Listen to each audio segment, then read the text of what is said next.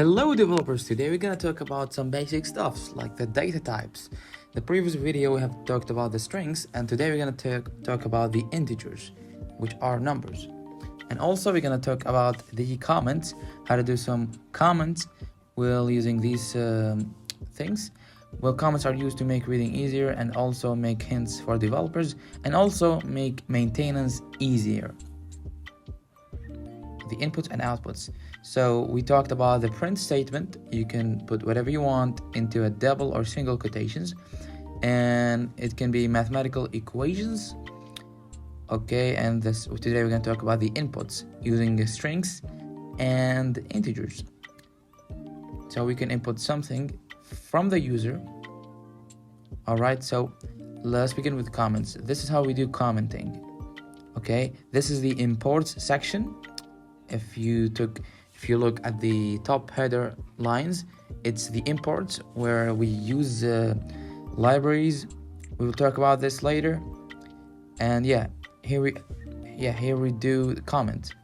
We put whatever you want after these slashes, and you can put any function or anything, and so it can be deactivated, so users can only read it.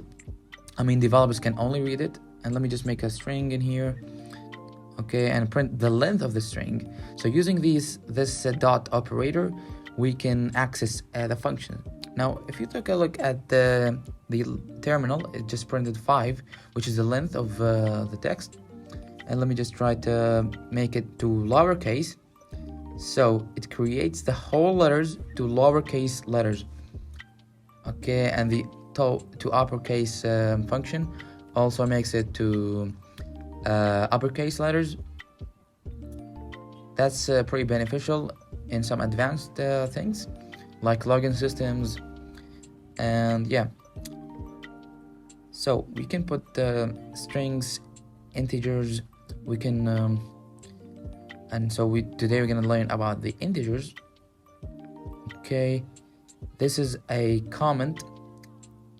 So I will let you know that this will not be printed to the user. Well, again, this is not gonna be shown for the users, okay? It's not gonna be read for users. Okay, let's just run this, and there's nothing, okay, because we have a comment. Okay, let me just delete this. And this is the other way of commenting, which is using a slash and then star slash.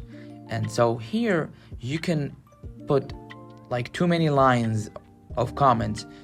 Okay, this is a multi-line comment where you can type in whatever you want. You can type, or you can comment the whole code. Okay, so it will be deactivated. Run, and there's nothing to see. Okay, so now let me just make integers. What are integers? As I have said, integers are numbers, and this is the way we do it. Integer, and we put the integer name or identifier name and make it equal to whatever value. And here I have made number 1 or number and number 2. I just want to print the sum of them. Okay, I'm going to say number 1 or number plus number 2.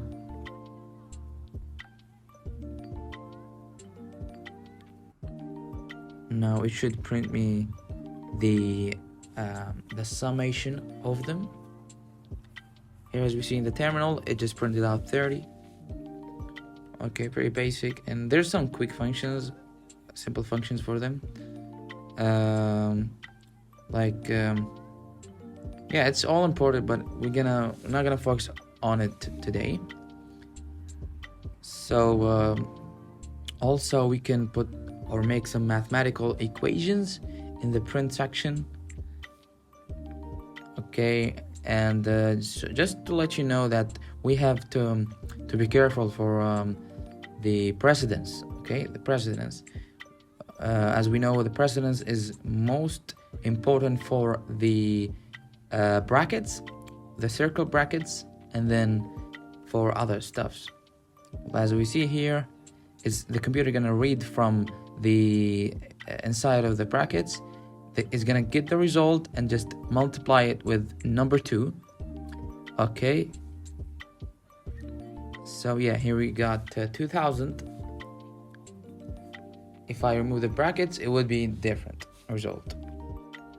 So let's just make a simple age calculator. Now I need to let the user input the integer. This is the way I do it. I put the question mark because it's null safety mode. We'll talk about later, and give it a name, which is gonna equal the integer.parse. And so this is the function of parsing the user input, which is a string, into an integer, because whatever user input is a string, but we're gonna parse it to an integer using this function. So in null safety mode, I gotta put the question mark after the data type. Okay, eventually I have to end the line with the exclamation mark. Okay, so this makes sure that the variables or the inputs are not null. Okay, so null safety is better for performance, to let us know. It's very good for performance. And let's just continue on. Let me make a print statement. So ask the user to input the birthday. Please insert your birthday. Okay, and now let's just flip the functions. I have to put it first because I want to ask the user first and then let him input. This is how the code works. It begins from the above code until the below. So let's just print out the current year, which is 2023, minus the birthday. This is the algorithm of making it. It's a very simple algorithm. You minus the current date by the input date. Now here we got 2003, which equals to 20. So whoever is born in 2003, his age is 20.